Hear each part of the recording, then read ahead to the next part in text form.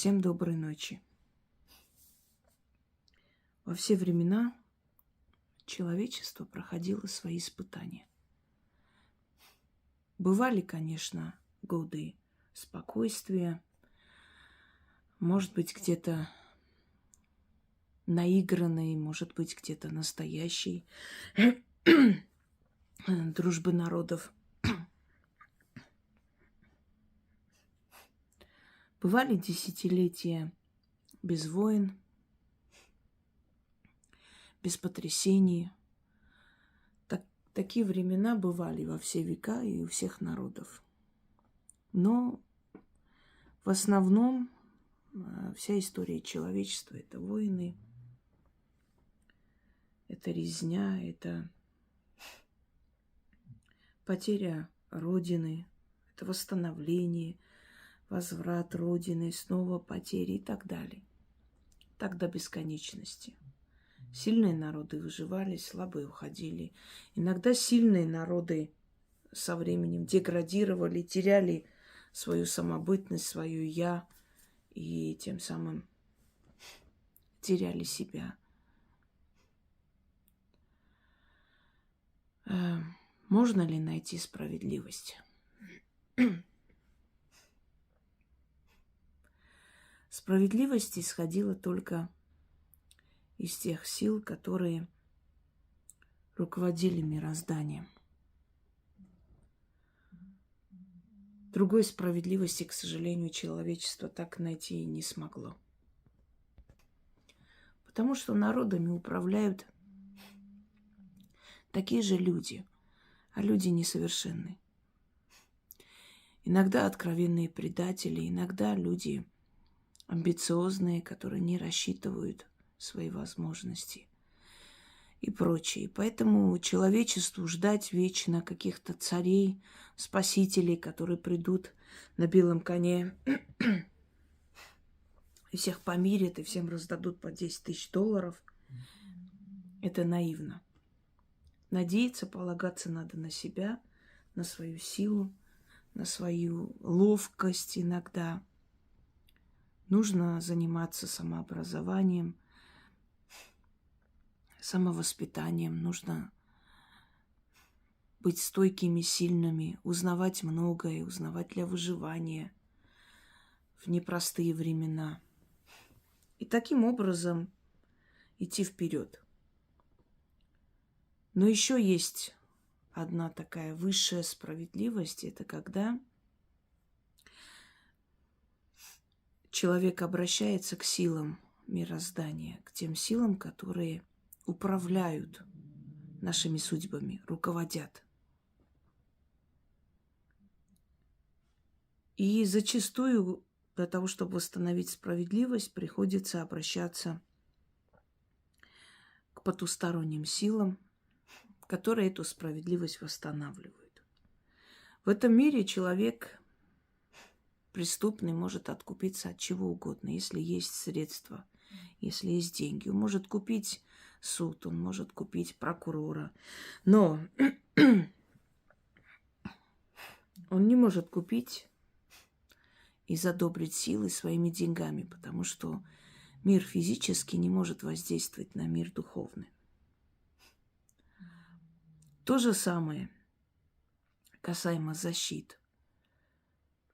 Способна ли защитить, то есть способен ли защитить бронежилет? Да, отчасти да. Но не всегда, потому что есть уязвимые места у человека, которые, получая ранения, могут убить человека именно тем, что кровопотеря приведет к смерти, да, и еще мы знаем такие выражения медицинские, как раны, несовместимые с жизнью, увечья, несовместимые с жизнью. Но есть некая сила, которая может защитить чудесным образом. Это, опять же, духи потустороннего мира. И как их призвать, знают люди, которые с ними взаимодействуют, которые взаимодействуют с ними десятки лет и для себя применяли и учат, как применять для вас. То, что я вам дарю, дорогие друзья, вот эти тайны, секреты, по сути, у многих колдунов древности были свои личные наработки. Это и есть книга теней, где они собирали свои наблюдения, сами составляли заговоры. Вот все эти наработки, заговоры, которые я вам дарю даром, и которые спасают и помогают вам и вашим детям, тысячелетиями были под запретом. Их продавали за большие деньги, если считали нужным. И, по сути, они были правы отчасти, потому что они понимали, что человеческая суть, она такова, что люди рано или поздно забывают добро. Они действительно забывают. Ну, не все, конечно. Есть много людей, которые помнят это всю жизнь и благодарны. Но отчасти 90% человечества – это не помнящие ничего хорошего, доброго, да, и вечно ноющие, вечно им должны, обязаны и так далее. И они считали нужным это продавать или сами проводили, тоже за большие деньги. Но люди к ним шли, люди были довольны, люди готовы были оплатить это все, лишь бы получить эту защиту. Такую защиту ставили кто за плату, кто за благодарность, ставили во время войны, перед войной, ставили сыновьям, ставили близким людям, себе ставили, начитывали. И эта защита берегла и спасала. И очень много случаев, как Жуков, по-моему, сказал, что на войне нет неверующих. Верить и быть религиозным – разные вещи. Верить можно в потусторонний мир, в силу судьбы, верить можно духом своих предков. Понимаете, верующий – это не обязательно человек религиозный. Он может пить, курить и вести не самый там прекрасный образ жизни, но он может быть верующим. А тот, который религиозный и не пропускает ни одного праздника религиозного, соблюдает все приписания, он может быть совершенно не верующий в эти силы, но просто очень хорошо играющий роль. Вот так нужно в обществе себя показать, и он себя так показывает. Но куска хлеба никому не даст. А тот, который верующий, он знает, что за его действиями следят.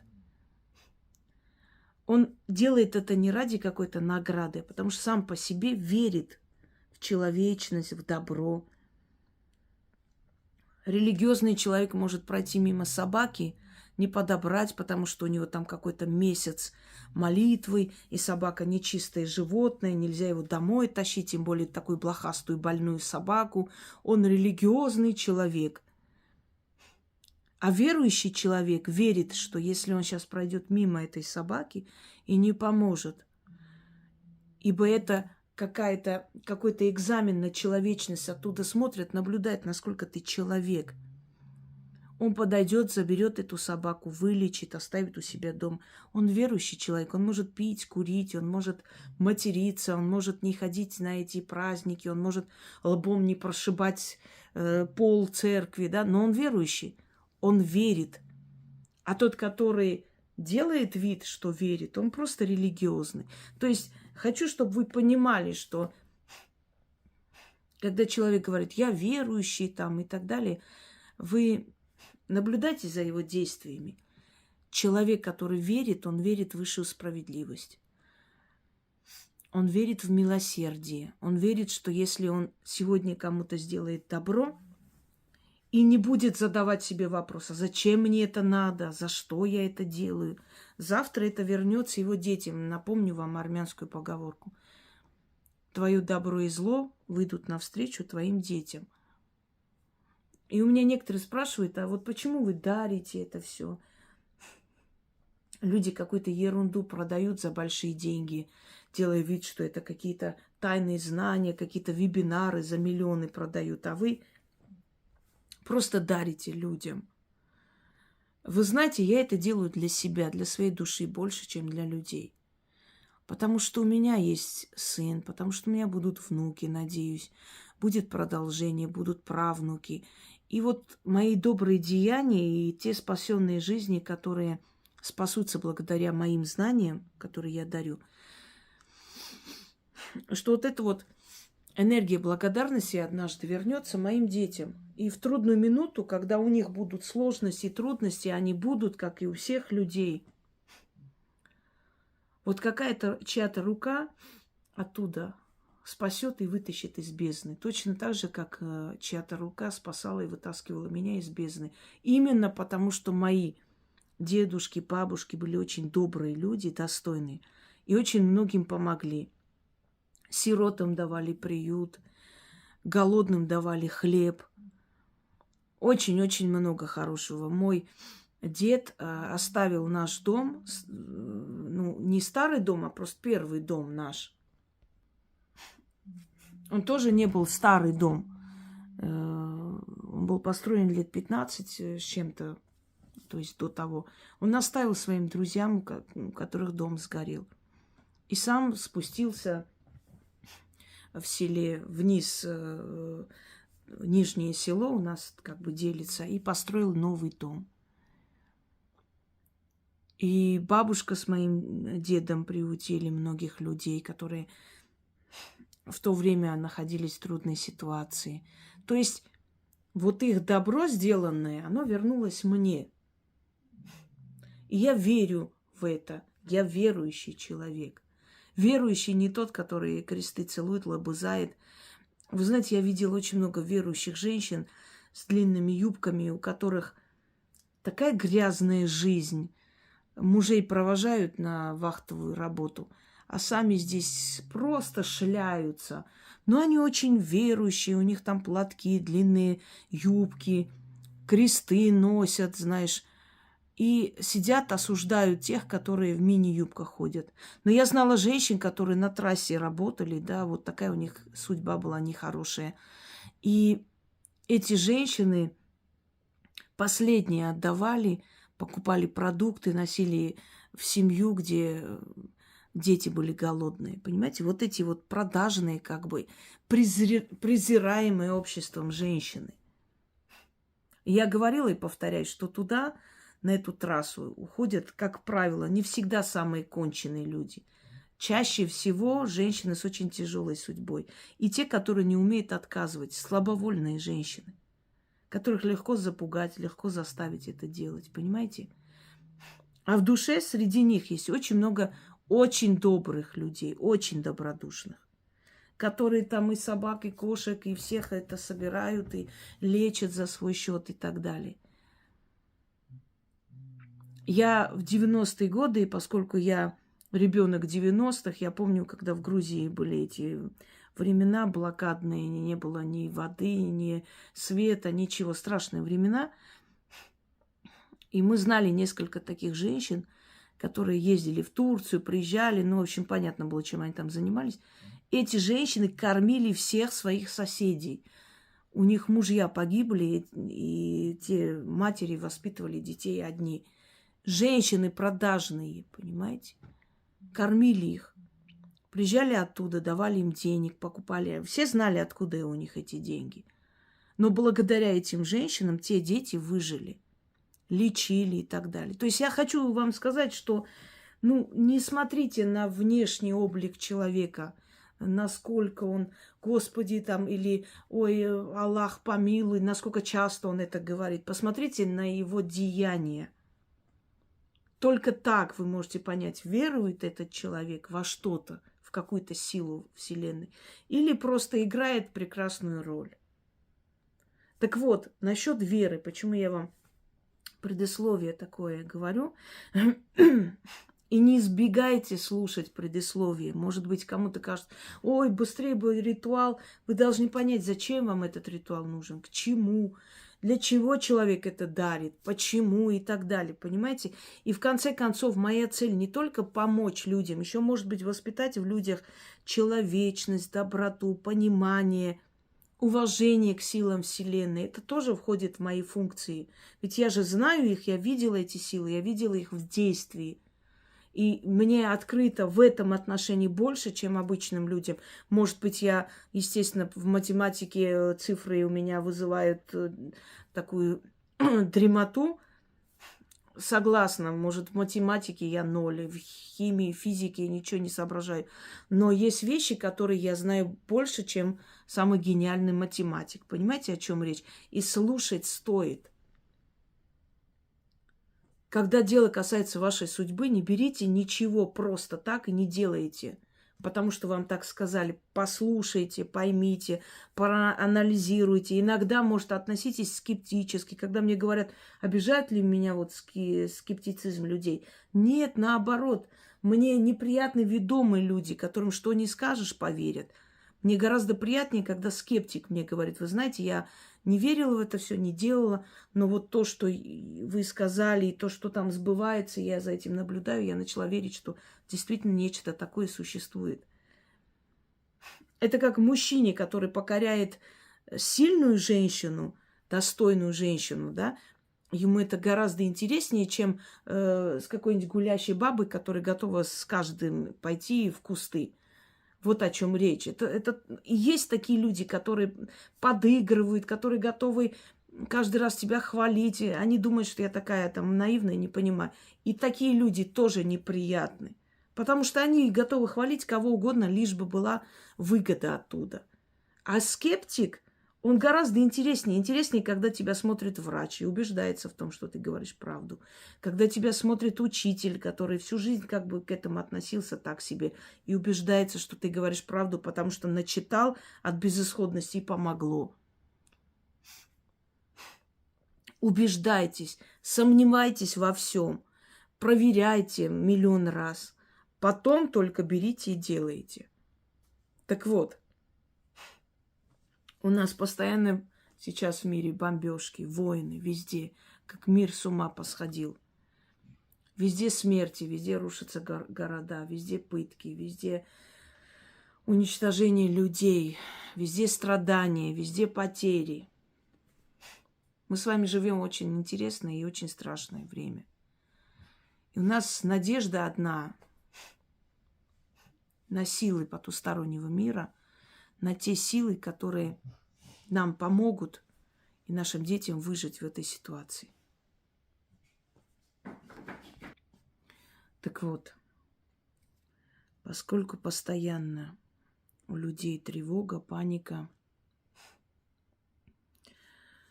и у них есть повод для тревоги,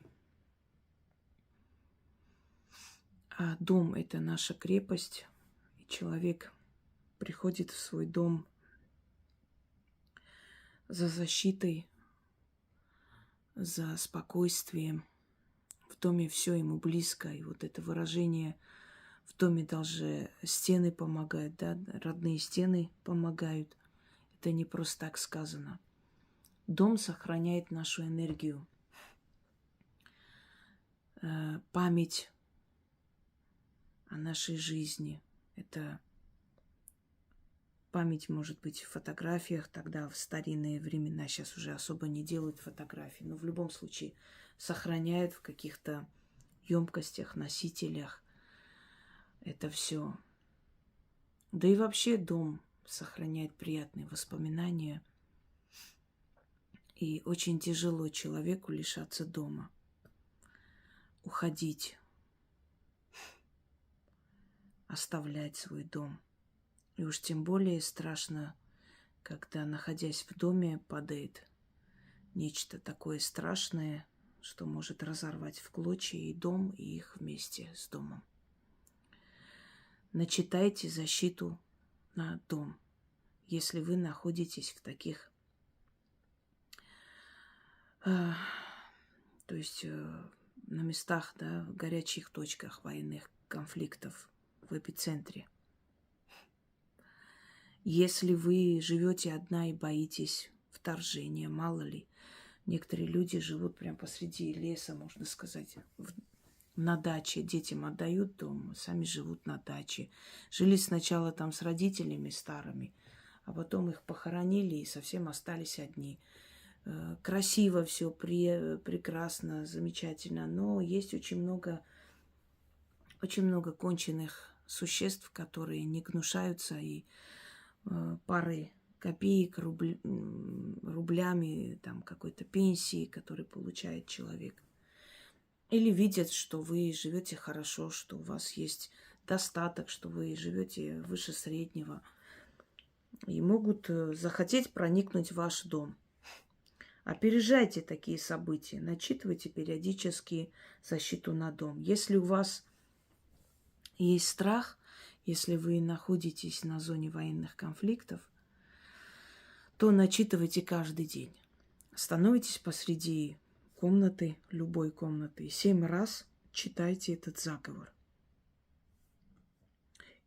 А если вы, скажем, просто хотите оберегать свой дом от пожаров, от каких-то... И неважно, частный дом это или квартира, это ваш дом. И даже если вы снимаете эту квартиру или этот дом, какая разница? Вы там живете, это в данный момент ваш дом. Так вот, если у вас внутреннее чутье и страх, вы можете каждый день начитывать. Но если нет такой необходимости, просто вы хотите дополнительно какую-то защиту начитать на дом, то можете читать раз в неделю.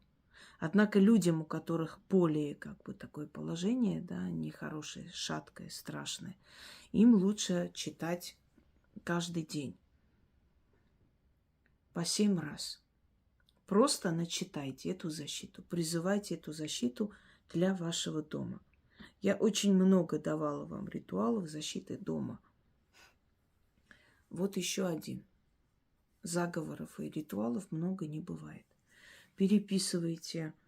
Можете читать с телефона, но лучше переписать и не отвлекаться на экран, который иногда гаснет, да, раньше времени, а вот читать с тетради или с книгой теней, смотря куда вы, с блокнота, куда вы записываете. Носите с собой, начитывайте. Мало ли, куда переедете, там начитывайте. Это защитит вас и ваш дом, и, то есть то помещение, в котором вы будете находиться. Итак, слова защиты следующие. Есть день, есть ночь, есть тьма, есть свет. 7 дней, 7 ночей, 7 гор, 7 рек, 7 пустынь, 7 дорог, 7 духов хранителей, 7 книг древних, 7 заговоров тайных, 7 духов теми книгами владеют.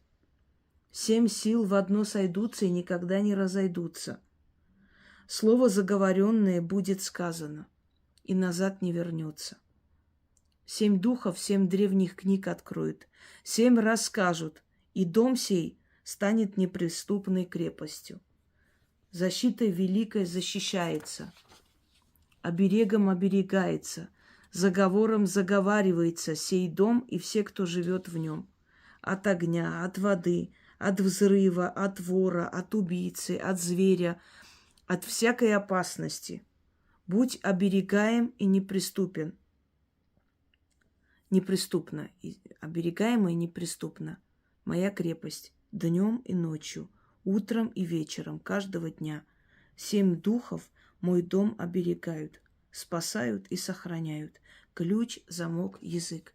Заклинаю. Еще раз. Есть день, есть ночь, есть тьма, есть свет. 7 дней, 7 ночей, 7 гор, 7 рек, 7 пустынь, 7 дорог, 7 духов хранителей, 7 книг древних, 7 заговоров тайных, 7 духов теми книгами владеют, 7 сил в одно сойдутся и никогда не разойдутся.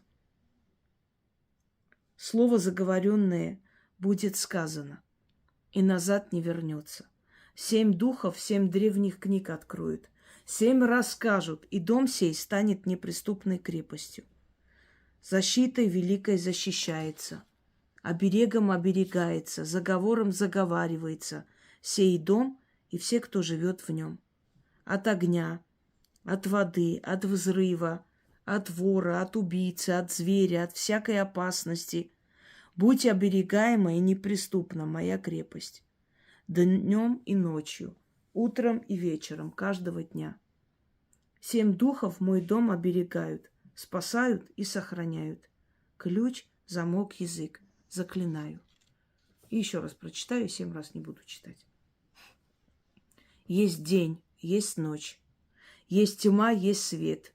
7 дней, 7 ночей, 7 гор, 7 рек, 7 пустынь, 7 дорог, 7 духов-хранителей, 7 книг древних, 7 заговоров тайных, 7 духов теми книгами владеют, 7 сил в одно сойдутся и никогда не разойдутся. Слово заговоренное будет сказано и назад не вернется. 7 духов, 7 книг, 7 древних книг откроют, 7 расскажут, и дом сей станет неприступной крепостью. Защитой великой защищается, оберегом оберегается, заговором заговаривается сей дом и все, кто живет в нем. От огня, от воды, от взрыва, от вора, от убийцы, от зверя, от всякой опасности. Будь оберегаема и неприступна моя крепость. Днем и ночью, утром и вечером каждого дня. 7 духов мой дом оберегают, спасают и сохраняют. Ключ, замок, язык. Заклинаю. Начитывайте этот ритуал, то есть этот заговор. И желательно проводить, в принципе, в любое время суток, но сильнее всего он сработает в сумерки. Начитывайте каждый день. И, невзирая ни на что, ваш дом будет стоять. Таких историй очень много. Когда рядом разрывались бомбы, и гранаты, и все что угодно, и дома просто уходили под землю, а их дом стоял, и будет стоять, потому что они все время читают защиты и обереги. Всем удачи!